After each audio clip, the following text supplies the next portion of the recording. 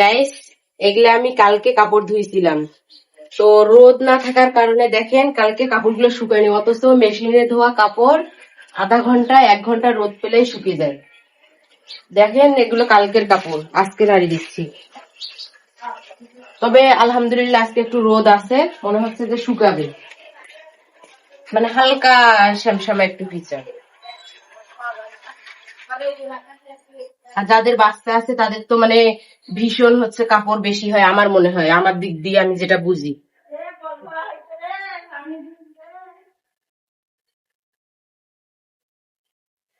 আপনাদের মনে হয় না যে কাপড় বেশি হয়? আমারই মনে হয় বেশি হয় খালি।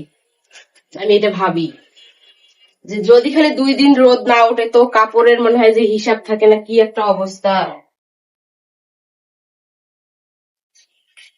তো গাইস, আপনাদের কার কার ভিজা কাপড় আছে আমার বাসায় নিয়ে আসেন। ছাদে তো নাড়ি দিতে যাই না, কারণ খাটনি হয় বেশি, বারান্দায় নাড়ি দিচ্ছি।